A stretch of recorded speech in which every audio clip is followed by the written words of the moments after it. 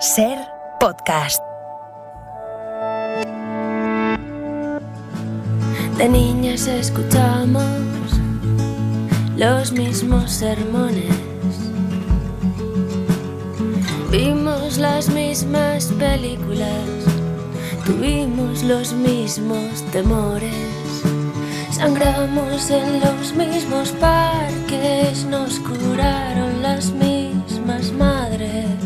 No hay que tener miedo a los muertos, sino a los vivos. Nos han advertido más de una vez en este programa. María Velasco, bienvenida a La Hora Extra. Hola, buenas. Ya que estamos en el Día de la Madre, quiero preguntarte por ese precioso homenaje que hiciste a nuestras madres, a la generación de las madres de tu madre, en Amadora, que estuvo aquí Mireniza el pasado Festival de Otoño presentándonoslo, y nos advertía Miren que durante el proceso tú intentabas comprender a tu madre, preguntarte hasta qué punto habías vivido por oposición al legado de tu madre, esos legados que nos han dejado en herencia. ¿Has conseguido romper esas cadenas o al final todas nos acabamos pareciendo a nuestras madres? ¿Cómo ha marcado la relación con tu madre, tu obra, tu trayectoria? Ay, Amadora, empezamos con la cita de Virginia Woolf que dice que si somos mujeres nos pensamos a través de nuestras madres, y desde luego que fue un viaje en ese sentido, ¿no? Porque decíamos, por una parte hay una gratitud, o sea, ese trabajo silencioso, no remunerado de los cuidados, ¿no? Que lo hemos tenido, si no en la generación de las madres, pues será de las abuelas, ¿no? En mi caso todavía es mi madre. Y hay gratitud, pero por otra parte hay un deseo increíble, ¿no? De romper como con ciertos trabajos que casi se sentía que venían unidos, ¿no? Al rol de la mujer cuidadora en la familia. Entonces, bueno, ahí hemos estado en la pelea y creo que todas esas capas estaban en la obra. Está una gratitud infinita, ¿no? A ese trabajo que ha hecho posible esos otros trabajos. Pero también el decir, bueno, cómo nos pensamos hoy nosotras, ¿no? Amadora ahora empieza gira. Ahora empieza gira, sí. ¿Y cómo es esto de compaginar dos obras a la vez, ¿no? Una que acabas de estrenar, otra que ya tiene un poco de recorrido. Pues una locura, una bipolaridad absoluta, y luego también ya confiar que cuando las obras están estrenadas pues tienen vida propia. O sea, ya yo digo como esta frase de hay que dejarlos volar, ¿no? O sea, al principio te sientes hasta un poquito solo, ¿no? Cuando dices, ay, dejo ya la obra en el teatro y ya no voy más que de visita, ya no me necesitan. Pero es así, las obras ya no te necesitan.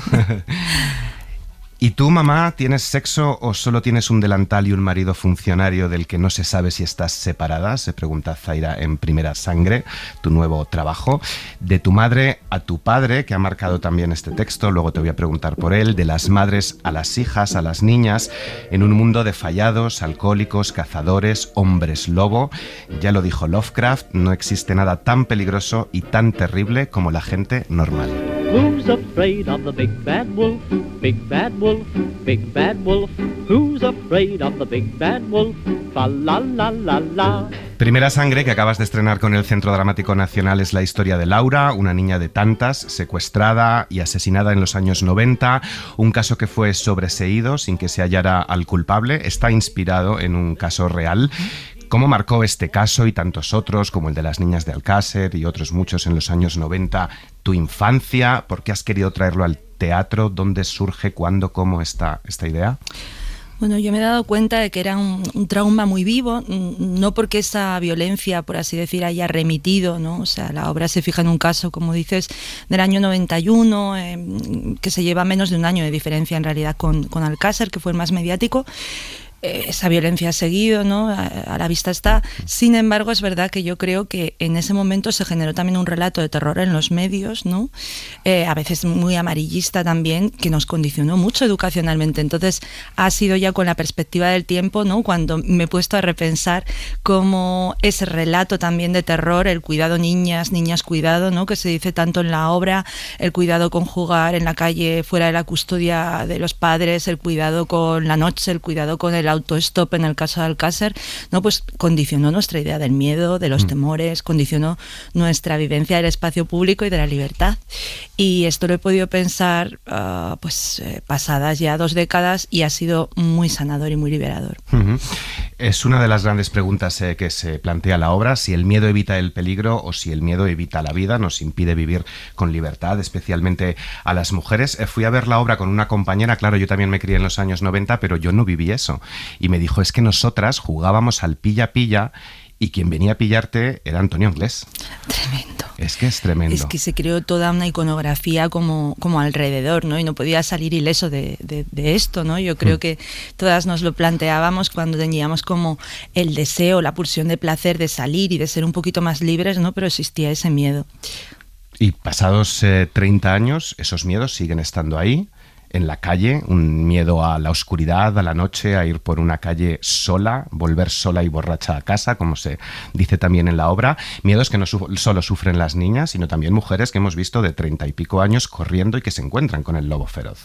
Sí, volver sola de noche a casa sigue siendo un tema, ¿no? Se evidencia quizá en unas ciudades, cuando una viaja sola, pues a veces también dices, bueno, hay un toque de queda en determinadas ciudades para las mujeres con la noche, ¿no? Hablamos, por ejemplo, de una ciudad de México, pero es que ese toque de queda, aunque sea de una manera menos explícita, sigue vigente, ¿no? Para muchas chicas, para muchas niñas, y hay miedos nuevos, ¿no? Qué sé yo, pues también tienen que ver con las tendencias a veces también en la prensa, ¿no? Pero miedo a la sumisión química, miedo a las violaciones grupales, ¿no? Como que sigue habiendo como este tipo de corrientes también de pensamiento que condicionan muchísimo a las jóvenes, y sí que se nota un sesgo de género, ¿no? Los miedos de ellas no son igual a los miedos de ellos. Has eviscerado, podríamos decir, todos estos miedos en la obra de teatro. Hace un poco menos de un mes, María Fernanda Ampuero nos presentaba Visceral, un conjunto de relatos donde ha volcado también todos esos miedos y traumas de la infancia. Hay también un ensayo buenísimo de Nerea Barjola, sí, Microfísica sexista del poder, que recoge también un poco el impacto de todos aquellos casos en la crianza de las niñas en los años 90.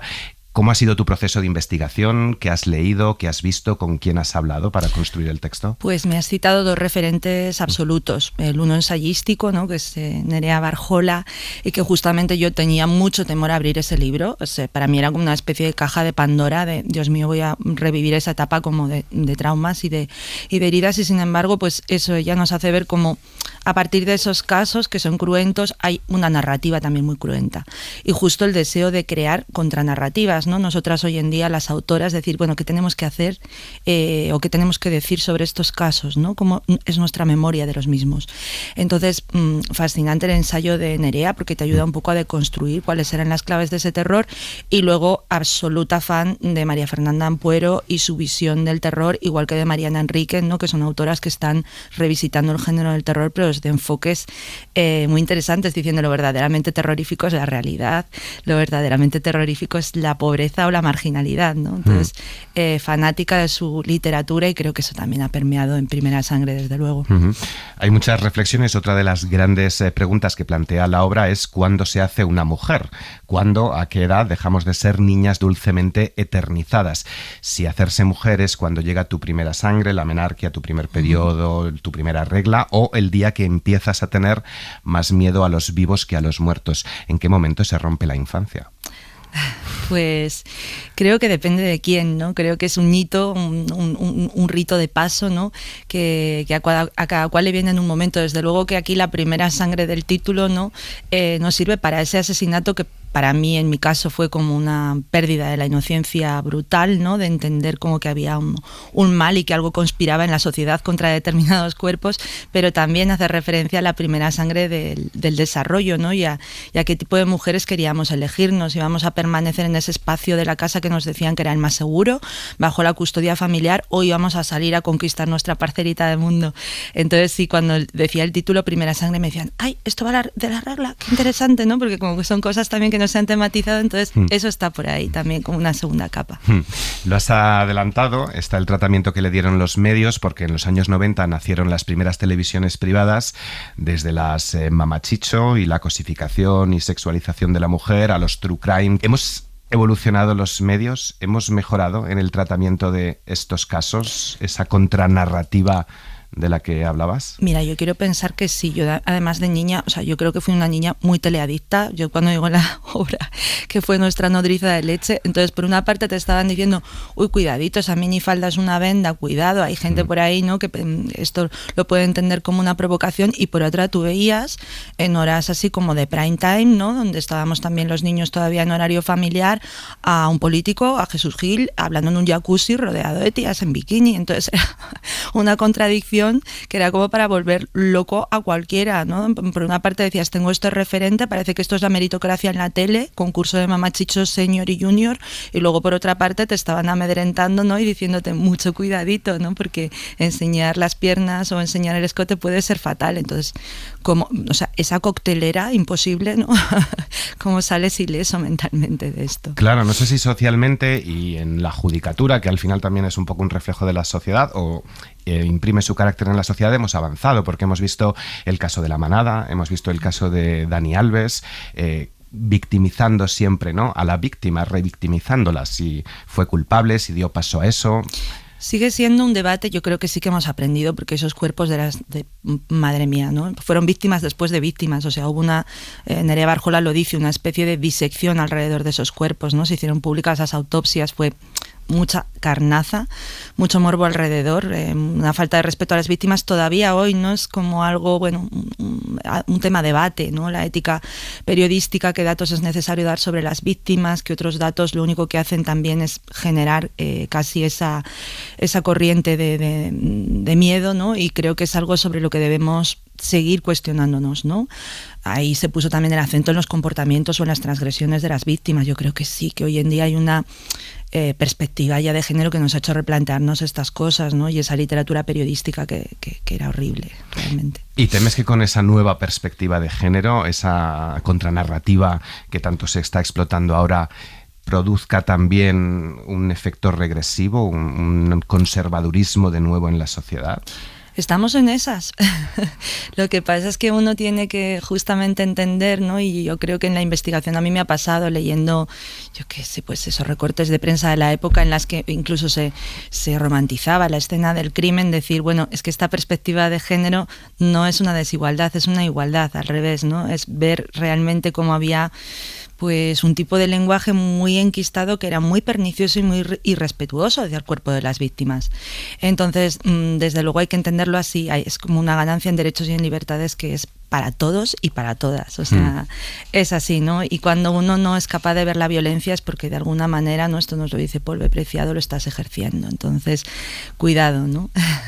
Derechos para todos, lo has dicho bien. Decíamos que tu padre en cierta manera ha marcado este texto porque confesabas en la rueda de prensa, si no recuerdo mal, que tu padre es fontanero, que quiso tener un varón, pero que al final ha tenido 3 hijas y que también como que ha experimentado un cambio a lo largo de su vida, ¿no? El descubrir las violencias a las que estaban expuestas sus hijas, pues le hizo reflexionar, despertar. Reivindicabas de hecho la palabra woke, ¿no? Si woke, sí, eso con lo que critican, ¿no?, a los progresistas, a las minorías que alcanzan derechos, a la Agenda 2030, el woke, si es despertar, bienvenido sea el despertar de los hombres y la revisión de la masculinidad, ¿no?, que al final es un poco el camino que hace también el comisario. Total, yo estoy enamorada del rol del comisario, que lo hace Francisco Reyes en la obra, y bueno, siempre pues las ficciones beben de la realidad, ¿no? Y en este caso yo hablaba de una nueva sensibilidad que se ha despertado en mi padre, nadie lo diría, ¿no? Un señor como jubilado, exfontanero, que se pasea por Burgos con sus chatitos y dando sus paseos al campo. Para mí mi padre es un woke, para mí mi padre ha hecho una transición absoluta y emocionante, y creo que ha sido a partir de eso, ¿no?, de entender también pues las experiencias de divorcio de sus hijas, las experiencias de sus hijas viajando solas, las experiencias, ¿no? Entonces hemos compartido eso, hemos madurado juntos, y creo que mi padre hoy es una persona pues que ha pegado un giro de 360 grados. El comisario también reflexiona sobre la cultura de la violación. Un hombre es la continuidad de otro hombre y un hombre es un sistema al final. ¿Cómo acabar con ese sistema, con esa herencia maldita? ¿Un hombre será siempre un lobo para la mujer?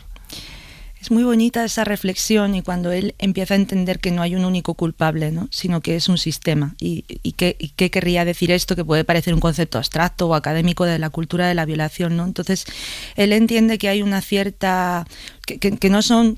si estos casos se repiten a comienzos de los 90 y siguen hoy, no es porque haya individuos aislados que presenten una psicopatía, una enfermedad mental, ¿no? Si se repite tanto y en todas partes, si hay, por ejemplo, violencias que además son grupales, que no dependen de una única persona, dices, no puede haber 5 enfermos ahí, ¿no? Es porque realmente hay unas estructuras, ¿no?, de poder que han permitido esto. Entonces, esa es como la gran bombillita que se le enciende al comisario de decir, ostras, no hay un solo culpable, ¿no? Hay mucha gente que sin haber tenido nunca las manos sucias en sangre o haber ejercido directamente la violencia, de alguna manera está teniendo comportamientos que hacen que se perpetúe y está teniendo una cierta permisividad hacia eso. Claro, de lo íntimo a lo colectivo, de lo global a lo particular, porque esas estructuras de poder también se reflejan en la familia, porque un dato que se da en la obra, para quien lo desconozca, es que la mayor parte de abusos se producen en el entorno familiar. Ese dato es terrible, ¿no? Es un 80%, es un dato real, estadístico, y es tremendo sobre todo porque también siempre te meten miedo con el afuera, ¿no? En la obra se habla mucho de los cuentos, ¿no?, que ya están para advertirnos de eso, de cuidadito con el bosque Caperucita, cuidadito con ponerte unas zapatillas rojas en el cuento de Andersen, cuidadito con ir más allá del arco iris Dorothy, y sin embargo, pues un lugar de peligrosidad, ¿no?, es ese espacio doméstico que parece que ese espacio de reclusión fuera el más seguro para nosotras. Mentira. La regla, la virginidad, la prueba del pañuelo, las mujeres sucias, pecadoras, inmundas, como los cerdos. ¿Cómo salir del convento o cómo dialogar con Dios de mujer a mujer? ¿Cuál es la reflexión también un poco religiosa que atraviesa la obra? Bueno, para mí hay una frase en la obra que me atraviesa y que puede parecer que tiene y que no tiene que ver con el tema central, pero es el hecho de que la pereza es el peor pecado de todos, ¿no? Y que la pereza es la artrosis del riesgo. Y que tenemos como no solo el derecho, sino el deber de reinventarnos. Entonces, ese es el camino de reinvención que hace en la obra. Hablábamos del rol masculino de Francisco Reyes, pero también de las niñas, ¿no? De decidir quién quieren ser de mayores. De dejar de imitar igual un rol que han tenido o lo que les han dicho que era malo o temerario, para reinventarse a ellas mismas como si fueran prácticamente obras de arte, ¿no? Entonces creo que esta es la magia y que esta es también la senda espiritual que traza la obra, ¿no? O sea, el decir, tú eres tu propia obra y trabaja sobre ti mismo, ¿no? Cuidado con la pereza, porque la pereza muchas veces nos lleva a costumbres que son fatales y que son fatídicas. En esto que dices conecta un poco también con el espíritu de Amadora. Sí, totalmente. Yo creo que es que siempre estamos dándole vueltas a los mismos temas, aunque sea con diferentes, bueno, pues eso, bajo diferentes formas narrativas, desde el humor, desde la poesía, desde la danza, desde lo que se quiera, ¿no? Pero como que son varias las obsesiones que mueven el trabajo de un creador. Aquí aparece un fantasma, el de Laura, la niña asesinada. Los fantasmas no están en paz ni quieren dejarnos en paz a los vivos, nos obligan a reflexionar. Y el teatro es un lugar donde los muertos juegan con los vivos. ¿Es el teatro uno de los mejores medios para reflexionar? Pues yo creo que el teatro siempre ha tenido los dos polos. O sea, para mí es el agora de los griegos, ¿no? Nos juntamos todavía gente viva y gente, un grupo, ¿no? Un colectivo para reflexionar sobre temas. Nos exige presencialidad, algo que en el siglo XXI es como una locura, ¿no? Porque ya es como el cine a veces te lo ves desde casa, las series te lo ves desde casa, el teatro imposible. O sea, es un agora, es una asamblea, ¿no? Y tenemos que estar todos de cuerpo presente.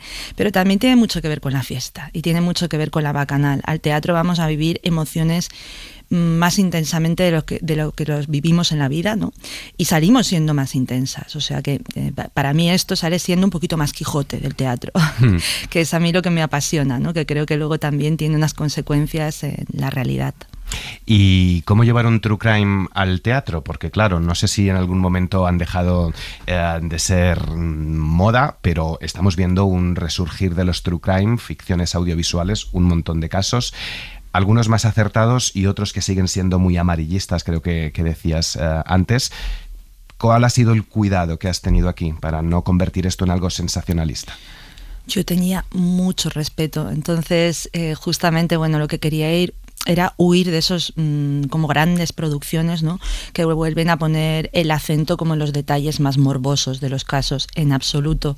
Así a mí me interesaba justamente resucitar, ¿no? Digamos, resucitar la memoria de estas víctimas para tener un diálogo cara a cara con ellas, y un poco en la línea de lo que decían los viejos manuales de medicina, ¿no? Que era mortu y vivos docen, los muertos pueden enseñar a los vivos, ¿no? ¿Qué conclusiones extraemos para el futuro de esta casuística, ¿no? Y hacer como un gran monumento fúnebre a estas víctimas, que en este caso es un monumento muy poético, donde juega la danza, pero hacer como este monumento de carne y huesos. Los muertos pueden enseñar a los vivos. Otra de las reflexiones de la obra también, y es algo además que nos han reivindicado mucho en los últimos años, aquí en La Hora Extra, es el hablarle a los niños de la muerte. Como algo además natural, no como el coco, el hombre del saco, el hombre de arena. ¿Estamos avanzando en el tratamiento más natural de la muerte para hablarlo con los niños?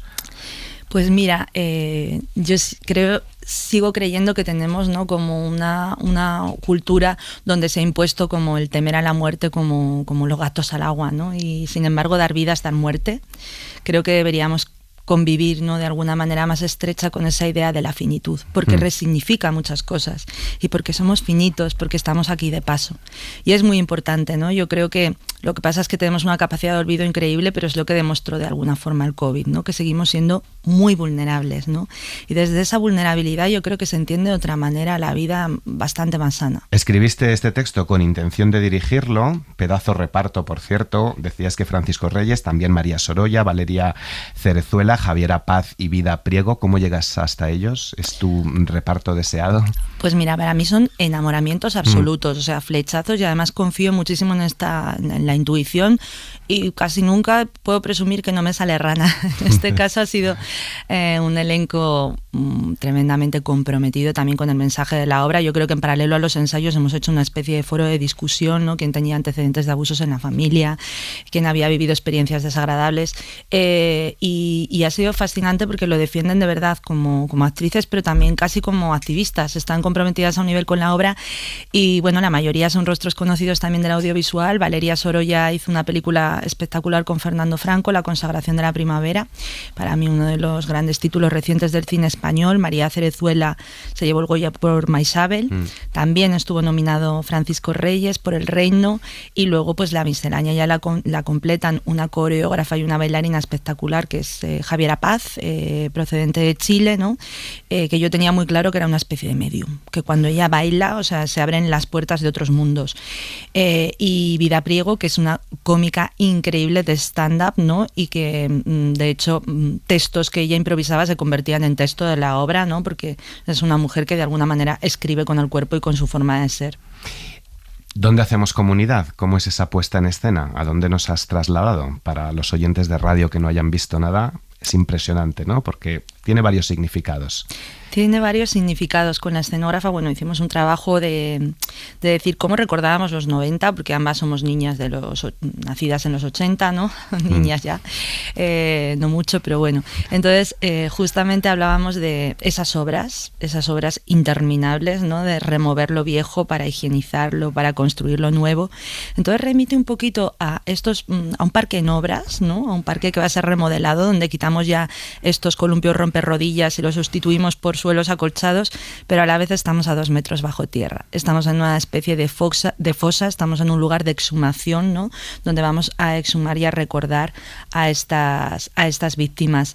Y luego hay una contribución espectacular del escultor Enrique Martí, que nos ha hecho pues eso, un memento mori, ¿no? Unas esculturas sobre el motivo de las 3 edades, que para mí son espectaculares. Una gozada tener una obra dentro de la obra. Amadora, Primera Sangre. ¿Está María Velasco trabajando ya en algo más? Sí. O sea, no parar. Es un no parar. Estoy ya con la siguiente. Siempre luego, después de las obras, hace falta un momento de barbecho, ¿no? Y yo me lo tomo, qué sé yo, con la docencia, con la narrativa. Pero estoy con lo siguiente, porque es que es lo que te decía. O sea, al final vivir en esos mundos de ficción me hacen vivir un poquito más intensamente la realidad. Entonces no puedo parar. Pues María Velasco, quien no se haya escondido, tiempo ha tenido. Muchas gracias por haber estado en La Hora Extra. Muchas gracias, Dani. Gracias.